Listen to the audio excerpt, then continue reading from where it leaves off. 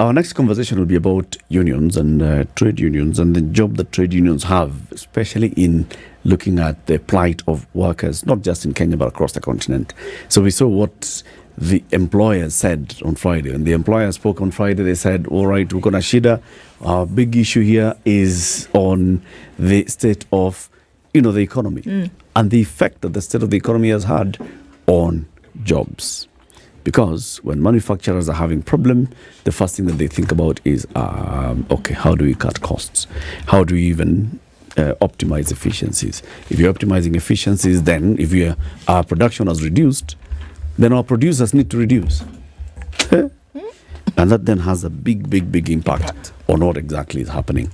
And so our next guest in the studio are Joel Odigie. He's the incoming Secretary General, International Trade Union Confederation, and Rose Omamo, who's the Executive Board Member at the Central Organization of Trade Unions, and also the General Secretary of the Amalgamated Union of Kenyan Metal Workers. Good morning.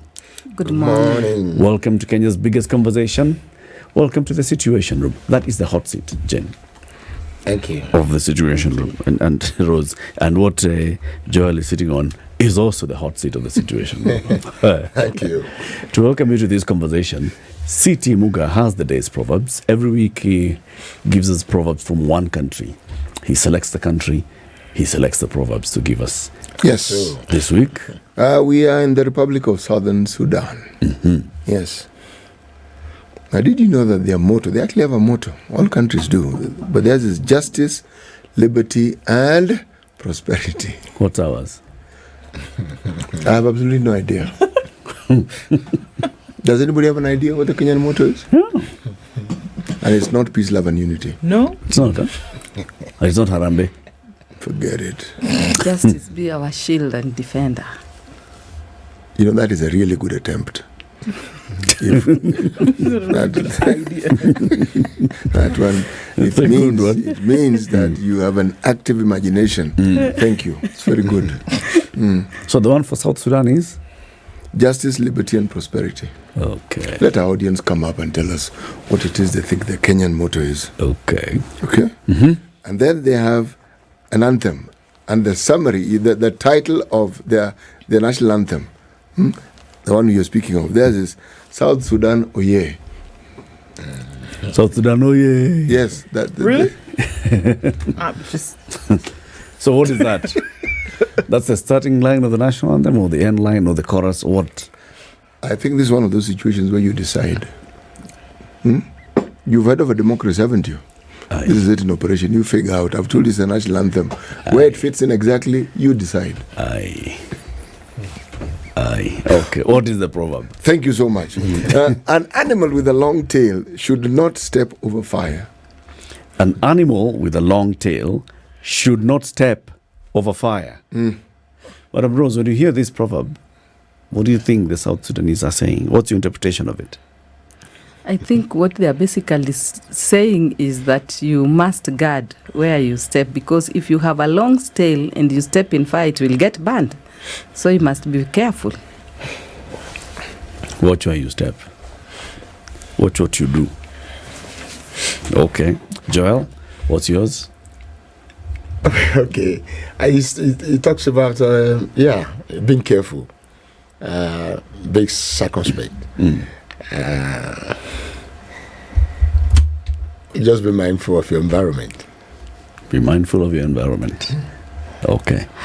There's fire lingering. Fire will burn you. Especially if you have a long tail. Especially if you have a long tail. Joel, what is the International Trade Union Confederation? Thank you very much. It's actually the African Regional Organization of the International Trade Union Confederation, ITUC-Africa. So we have ITUC-Africa being a continental organization that represents workers. When we put it in terms of figures, we talk about those who make contributions to their organization. We will put the number at 18 million working men and women in 51 of the 54 African countries. Then the international is because as an African organization, we're a part of a global trade union movement that is called the ITUC, that represent workers in over about 196 countries and territories, with over 230 million global membership.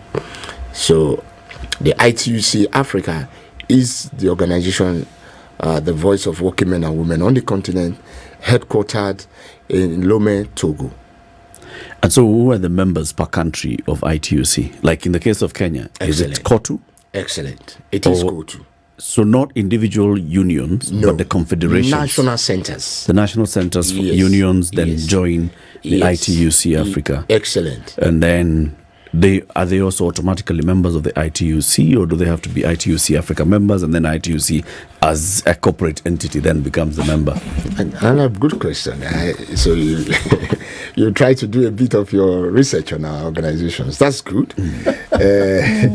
They are member first of the international organization. Then they are also member of the ITUC-Africa.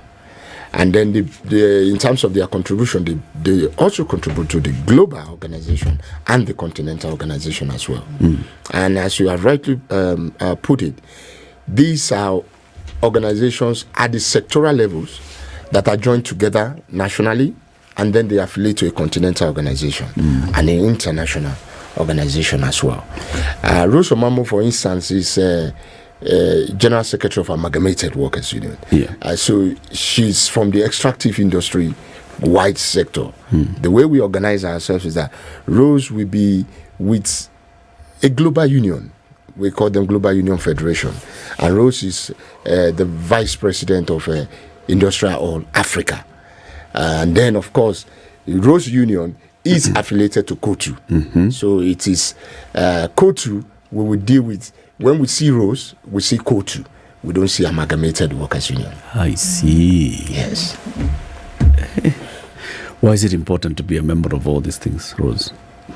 It is very important to be a member of all this because first we look at defending workers' rights. And when we are defending workers' rights, we do not only defend at the country level, but we want to defend workers' rights at the regional level and even at the global level. And therefore, it is only imperative that you affiliate to international organizations so that you can have a voice at the regional level, but also at the global level. We realize that workers' issues are the same everywhere. What a worker in Kenya is experiencing is the same as what a worker in maybe South Africa is experiencing. And it is the same as what a worker in Germany is experiencing. So you must enter or affiliate to these international organizations so that you are also able to champion workers' rights at that level. As he has rightfully said, my union is affiliated to Industrial Global Union. It's a global union that represents 50 million workers in 141 countries. And so at that level, being a leader, I'm able to give my voice. I'm able to champion what workers in Kenya are facing. And if we need a global voice, then we come together, ITUC at the global level, at Africa level, industrial together, and we stand together in unity and in solidarity and defend workers' rights and articulate their issues, but also make sure that we are there as a voice to the voiceless. So, if I understand what you're saying, what the two of you are saying, you're saying that this employer who employs these workers doesn't necessarily look after the interest of the workers. They do look at the interest of the workers. But remember, we have something that we call tripartite, where the employers, the workers, and the government come together to look at the interest of these workers.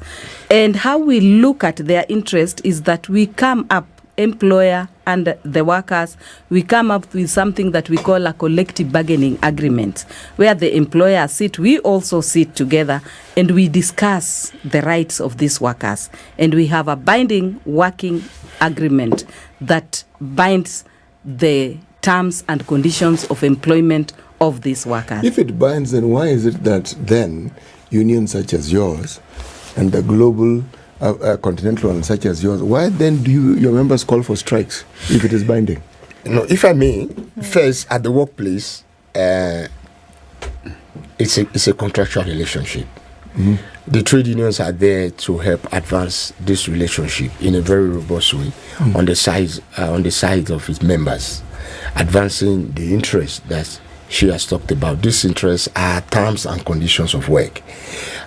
Employers do their bit to bring workers as much as bringing other productive factors together to get production going. And as we say, you cannot have the wheel of productivity or production if you don't have the brains and the muscles which the workers bring to the work. And oftentimes the distribution arrangement is where you find the crisis in terms of who gets what, how. And our role is we then need to have more discussion, more understanding on how this issue, these distributions are done. Workers do not just go on strike. Strike is not a tea party. It's an instrument of enforcing a relationship mutually for both parties. The moment you're enforcing a relationship, does that relationship actually exist? It turns that just like you are also in a social relationship, even with your spouse, there will be tensions, there will be disagreement, and every time that happens, you always talk. And if we can talk and agree, it is a last resort. It's a distance resort that we do not deploy at whims and caprice. And what he's saying, even within the country, we have machinery, we have regulations that guide. And when the relationship is not working, parties can still come together to dialogue. We actually advocate for social dialogue, whereby we can sit on the table, discuss our issues, agree upon them. Of course, in a relationship, there must be some disagreement in opinion, but that cannot be personalized. So when you see a strike is called, it means it is the last resort. It means that all the available machineries have been exhausted and are not working, or parties are not in agreement. That is when we call for that. Okay. But even when a strike is called and parties are willing to sit, negotiate, talk and deliberate and agree, it can never take place. So it's not really that we want to call for strikes, but it is a last resort if there is no solution to our issues. So before we look at some of these issues that would probably be brought to the table, I'm curious as to whom then are these organizations beholden? There is a union in place. Is there a universal law that has been ratified by organizations to say, yes, if there's a union present, we will do as you say? Or is it an understanding that is gentleman's agreement that because there's a union, then if you make a suggestion to us, or if you mediate on behalf of employees, that we then are bound to listen to you? Or is it, just we know that they're there, all right, we don't want them to make too much noise, so we'll do what they say every now and then? What's that relationship then? And why, or should an employer actually say, yes, the unions are there, so we must be careful how we operate? Or is it just a kind of like a mutual understanding that we want to keep things in check? How does that work exactly? Okay, first is in terms of who they are beholding. Society is governed by law and order. So we hope. So I use Kenya like any other democracy on this continent. Our ground norm is the Constitution. And the Constitution talks about freedom of association. When we see workers' rights come under attack, we are always quick to remind politicians that you are a member of a political party and you belong to that political party on the basis of the Constitution that gives you the right to associate. So when there is freedom of association for all, then the basics is that you must be able to govern your own internal processes the way you want. In terms of how did that happen within the workplace, is the understanding that if you want a productive environment, you must do the needful. Kenya, like every other country that are members of the International Labour Organization, which is the oldest UN system the world, 1919. And as we speak, today is headed by an African for the first time after over 100 years old organization. Presupposes that when we come there, and that's where my comrade sister talked about tripartism, when we come there as workers, as employers, and as government, because it's a tripartite, three structure layered governance arrangement, the idea is that we are all making rules, laws, policies, programs in agreement to improve governance in the workplace so that industrial harmony can take place. Our interest is that we contribute to wealth creation. At the end, we should have a fair share. Whatever brings crisis within the work arrangement is always the denomination, is distribution. It's how what is baked is shared. That's where you have the crisis. And we are saying, as a workers' representative, we are not asking for too much. It's like, the normal thing we say within the crisis of African's governance arrangement, our people are not asking for too much. They're only asking for the basis to make things, life go round. But you find that oftentimes these things become like rocket science for our leaders, and we wonder why is it so difficult? Why do you think the other two parties view it as too much? Interest differs. First is business own it to itself to make profit, and that is fine. But at the point of crossing the red line is when you begin to see profiteering as an interest, and then you want to grab everything, and then you see those who really make the contribution, you see them as just a tool at your beck and call, that these persons are just mere commodities. And we are saying labor is not a commodity. These are humans, and they have needs that must be attended to. For government, oftentimes, as a player, if the state is not captured, you might see a government that is fair. But when you say state capture, not the way I hear it in Kenya, because I've come here in the last few days and I hear state capture, and the narrative I get is not the way I see it, to understand. I don't want to be misunderstood within my state capture in the Kenyan context. I'm saying when the state is then seen to be independent and protective of all, then it becomes a fair arbiter for industrial relation space. And don't forget, the state itself is an employer. It's actually the biggest employer. And so the state is expected on its own vision and what it needs for itself to also be seen to be responsive to the needs of its own employees, so that it can continue to effectively oil its own machinery to get its desired outcome for its people. And also maybe to bring my sister to speed, just to come to local, where we are in Kenya, we have 5 sets of labor laws that guide the kind of agreements that we make. But we also have the Industrial Relations Charter that also guides this kind of agreements. And when we talk of parties coming together, they do not just come together on blue, that they woke up in the morning and the union is there and is demanding A, B, C, D. We do something that we sign a recognition agreement, where it is a kind of a marriage, entering into a marriage between the union and the employer, and saying that the two parties have come together to agree on how they will work together. So that then sets the rule of some of the things that we do when it comes to collective bargaining agreements, when it comes to setting those terms and conditions, but also based on what Comrade Joel has just alluded to, which is the setting up of international labor standards. And if you always hear every May of every year, you hear that the government, the employers, and the workers have gone to Geneva to put in place some standards of laws. And those are the laws that also guide all this relationship that we are talking about. Rose Omamo, Executive Board Member of the Central Organization of Trade Unions, and Joel Odigie, who's the incoming Secretary General of the African Union. Again, say again. You know, it's better when you the say African Regional Organization of the International Trade Union Confederation. Yes, ITUC bringing Africa. together the various national centers, trade centers, which then come into union the Trade international Union centers. Yes. trade unions. Yes, it's trade center. centers. Union.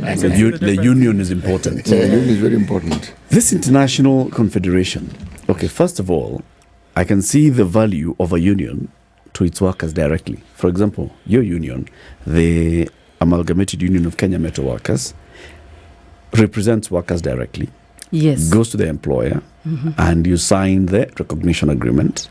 And so you are representing your workers directly to their employer in the context of the employer.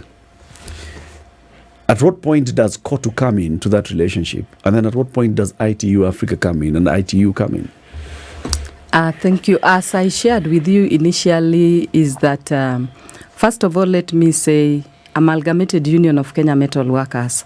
That is a union that represents workers in the automotive sector, tire and battery manufacturing sectors. So as we negotiate with the employer having signed the recognition agreement, how does then COTU come in? Amalgamated Union of Kenya Metal Workers is affiliated to Central Organization of Trade Unions. The reason why it is affiliated to Central Organization of Trade Union is that we need a solidarity voice and a voice to the voiceless, as I said earlier. So when Amalgamated Union of Kenya Metal Workers has a dispute like what we have said that cannot be resolved between us and the employer, COTU is able to come in to also interject on the same. COTU will also highlight so many issues which are of the national interest, looking at the overall. So COTU is like an umbrella for other trade unions. We are 47 affiliates that are affiliated to COTU. Therefore, when Dr. Francis Atwoli speaks, he speaks for all the trade unions, not unlike when Rose Omamo goes to speak and speaks only for Amalgamated Union. Of course, my being at the board level, I would also speak for the other unions. But we believe in individual voices and we also believe in collective voices. So when it comes to collective, we come together as a body, which is now the umbrella, which is now the Central Organization of Trade Unions, that will now is the most represented organization for workers in Kenya, that will now speak for the entire workforce in Kenya. Broadly. So broadly. Then COTU also now, the reason why it affiliates to ITUC-Africa is because there are instances that things happening at the regional level. And we need a collective voice at the regional level. That is how the 17 or 18 million that Joel talked to would come together, to voice together as a region, because these are matters that pertain the region. And it goes to that level, to the global level. So that is how we link, and that is how we affiliate. Can you give us an example of where ITUC-Africa has come in to help the Kenyan worker by that continental voice, influencing whatever continental policies that would then impact on the Kenyan worker working at a battery manufacturing company in Kenya? ITUC-Africa has given their voice in many instances, not specifically in my sector, but I can cite the sector of Wilson Susioni, who just left the studio earlier before us. Exactly. When the teachers were on strike and the government could not respect the collective bargaining agreement that they themselves had signed with the teachers union, ITUC-Africa came very strongly to that issue and spoke and even wrote a letter to the government of Kenya, citing the agreement that they had signed and telling them to respect workers' rights. So they did that, and they have done many. we have had issues health workers. with the Salaries and Remuneration Commission, and every day you hear us on television complaining about Salaries and Remuneration Commission.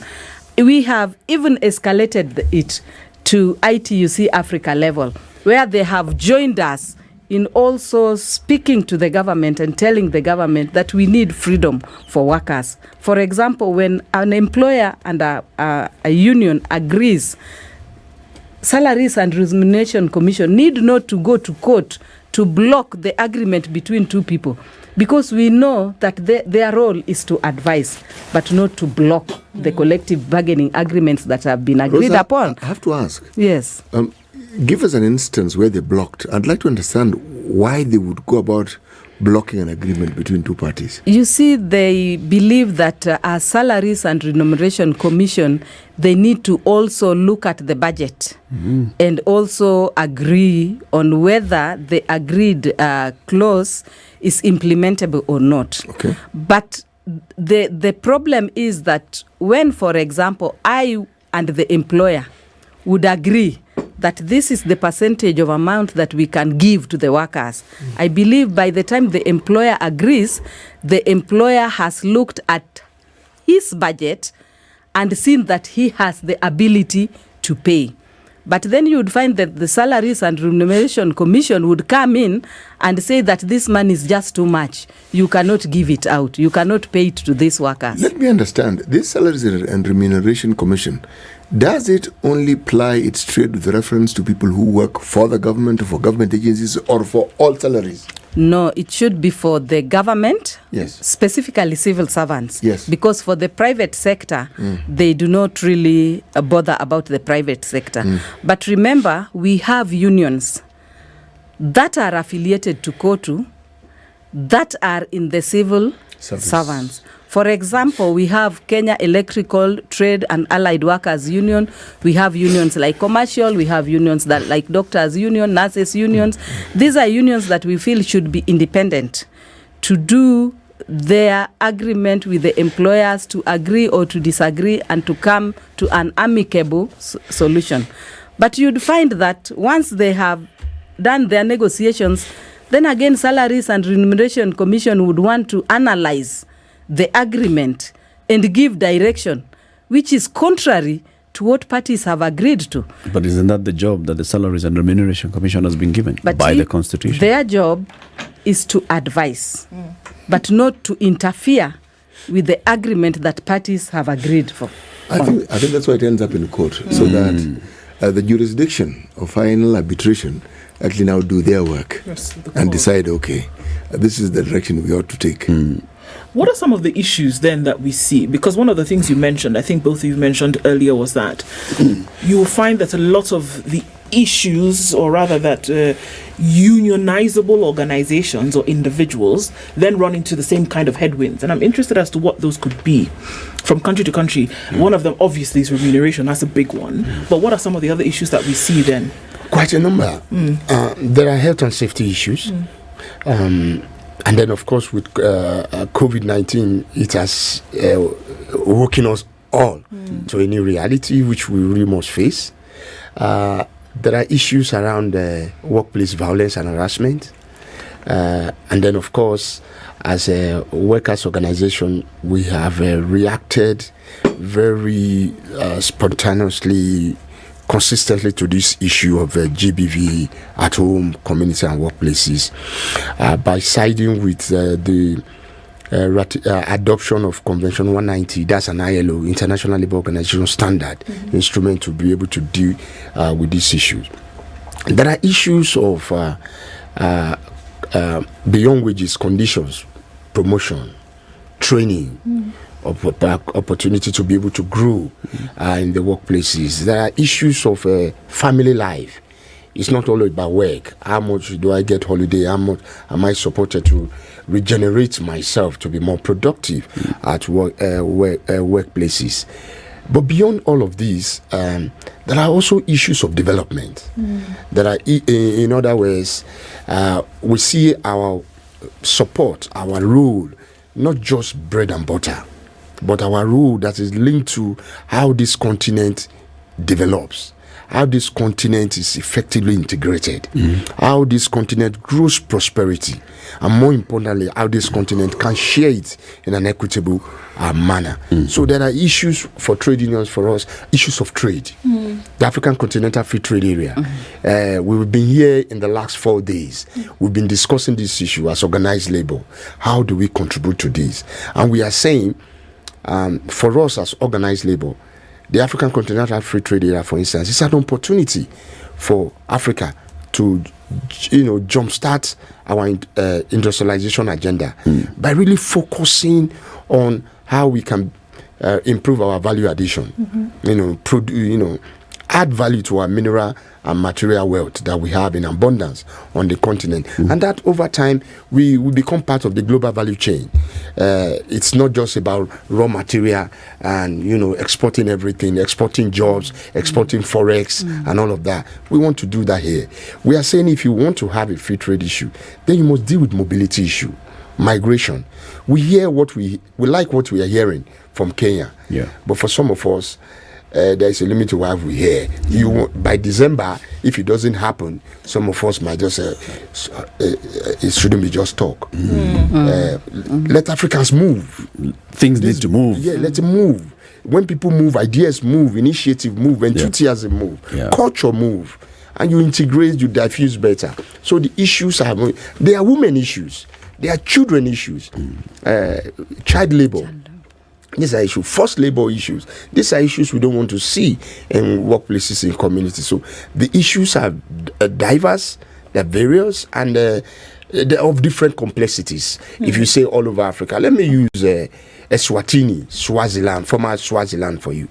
The issue is a simple issue about representation, democracy issue. Workers are saying, why should we have a country where people who represent you are not elected by you? In some ways that are different. How do you have that? And then by just simply filing a protest to say, no, let's reform this process, people are shot and killed, over 100 just shot and killed. And we are still asking, why? And then let there be justice. This action should be investigated and should be brought to book. And who perpetrators should be brought to book. There are issues of the environment, climate change. I've just seen the part of the papers talking about flooding and what is happening. We are all concerned. If our environment is taking over, there will be no jobs. Our easy slogan is that there are no jobs on a dead planet. So we shouldn't kill this planet. We should contribute to keep it alive. And to do so, we think we have a voice, we have a role to play to bring this to bear. If we must industrialize, it's an issue about energy. How do we contribute to energy production and distribution so that it can help grow our economy? So the issues are diverse, and we are all as organized labor interested. With the involvement of unions, can we see, if we look at a timeline, can we see that issues addressed have taken on a different shape and form over the last, use whatever time period you want to, and that we can see as a result of the involvement of unions concerning issues at the workplace, then have actually changed or taken on a different face because of that involvement that then one could not do without? Yes. First, I just talked about climate change. Yeah. The trade union movement brought what we now call just transition. When we are saying, let's move towards a sustainable way of doing things.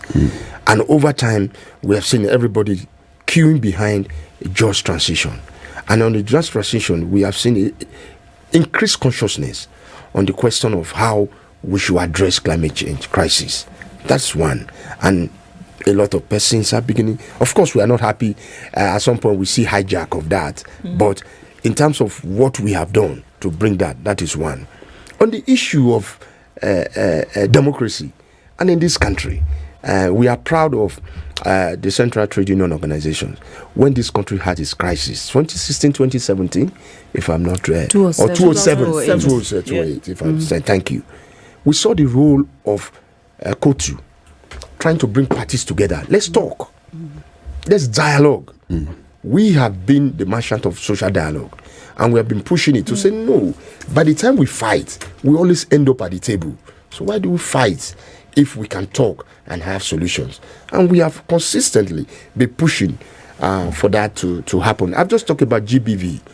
No constituency like the workers' constituency has accentuated its voice on the issue of gender-based violence, because we know who the victims are. They are more of women. The power relation, the asymmetry of power does not favor them. And we are saying, how do we protect them better? On the issue of child labor, we have been the champion, because first we are parents, and of course as workers, we are saying, no, it is wrong. It is the dog, it is the tail wagging the dog. If the child is working to feed the parent, that is a misnomer. We have been saying, how do we reverse this situation? So these are issues. Very many issues, actually. And if you can remember, even here within the country, you've seen Dr. Francis talking about the ratification of Convention 190, which he has alluded to, and its recommendation 206 to eliminate violence and harassment against men and women in the world of work. These are some of the things that trade unions really speak to and champion. And if you can remember, on May 1st, His Excellency, the President of the Republic of Kenya, Dr.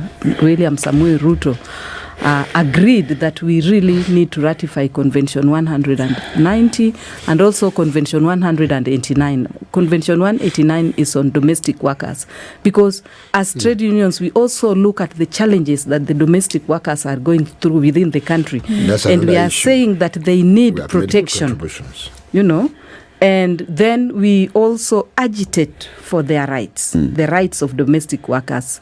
So that is how trade unions would, come up to champion for and make things work within the country. Because we do not only look at the workers' rights at the industry level, but we also look at the society. We look at the bigger picture, issues to do with the elimination of child labor and forced labor, because we feel that those are violations to human rights and to their dignity. And you're also looking at the economic development of the countries across Africa, like you've just mentioned, the Continental Free Trade Area and such, and how they will contribute to Africa actually then rising. Now, if you look at the stories of industrialization, say of Asia, of China, one of the things that will stick out to you is the movement of foreign capital into those economies was following what we call cheap labor. Let's call it affordable labor. Are unions in Africa balancing that, making sure that the labor in Africa is still affordable but attractive enough to attract that FDI into Africa, so that then you can then have industrialization? Well, first, I would disagree with that, to say that's not what happened. If we talk about China, for instance, China closed itself. It was not foreign capital coming in. Secondly, if you look at Africa, foreign direct investment is a ruse, it's a lie, it's a joke, it's a deception. It's our people that's generating the capital. It's not outsiders. What you find most times is that people come to speculate on our continent. They don't bring these monies. I can tell you. So there's no FDI in Africa? There are FDIs, but look at it. Intra-Africa FDI? Yeah, there are FDIs, but let's look at it. Remittances from workers, migrant workers all over, diaspora, Kenyans, Nigerians, Senegalese, remittances trumped FDI 3-4 times. Overseas development, very little. So the point I'm making is our people are the ones that are bringing the resources, the monies of this continent. We must get that right. So when people say it's about cheap labor, it's not true.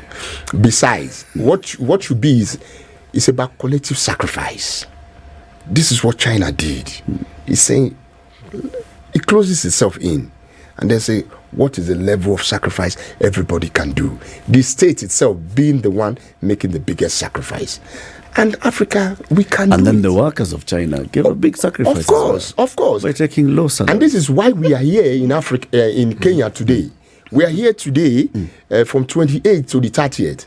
We're going to be having our 5th Delegates Congress under the theme Amuka Africa, where we are saying Africa arise. It's a clarion call to revitalization, to regeneration, to revival of all the ideas that are positive, that are progressive, that we stand for.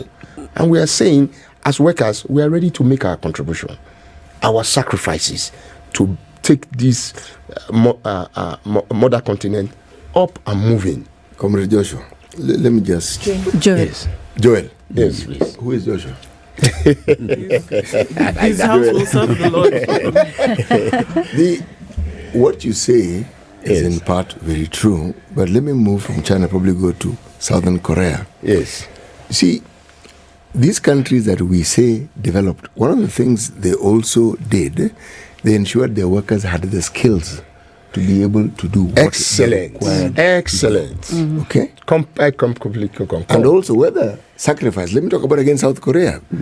Mandatory, people worked 14 hours, meaning this 8 hours we joke around with here, 14.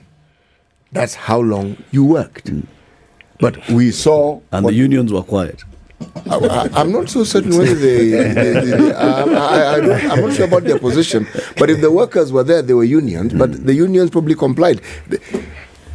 The vision was sold and they saw it. Okay. And we saw that outcome. And you're right about China. See, the skilled manpower is an attraction. It's what brings people to you now because they know you are able to provide a service which they could provide in their country, but it will be cheaper, but it is skilled. Now, are we heading in that direction where we are focusing on ensuring that our manpower is skilled? I would say Odigie City. Yes. I will respond to that by saying African workers are not shying away from making sacrifices. The point you made, and I'll return to it, is a vision. It's the ability to mobilize the people. And when you do that, sacrifice always starts from the top. When the people see the top making the necessary sacrifice for things to happen, the followers will queue behind. And you talked about it, it's important, and this is the thing we are advocating. Let us train our people. Let's give them the opportunity to be able to contribute. We have the energy. We have the numbers. This continent is the youngest. And it's going to be so for the next 30 years. No, even beyond. Beyond. But let's take opportunity. Joel, you're right, but then let's take Kenya. We killed technical schools. We didn't give the emphasis that we should to the technology and science colleges. That's skilled manpower. And you need that for industrialization. So, very fundamental. So even as Kenya, when you talk of industrialization, when are we going to achieve it? When the very foundations we ensured we did not protect. When I say we are advocating for that, we call it vocational technical training and education. We continue to advocate for it. Yeah. These are the things, SMEs are the fulcrum for the growth. And in fact, right now, when you look at what National Industrial Training Authority does, it has focused much on vocational training. And right now, you see they have even developed a curriculum for mat making so that people can be upskilled and It's about skilling the people and the workers. to skill the people. Actually, we need to trace our roots. Where did the rain start beating us? That's true. Well, thank you very much for joining us today. 1 hour is a short time, but it's an interesting conversation that we've had with Rose Omamo, who is an executive board member at COTU, and Joel Odigie, who is the incoming Secretary General of ITUC-Africa. This is the Situation Room, the only way to start your day.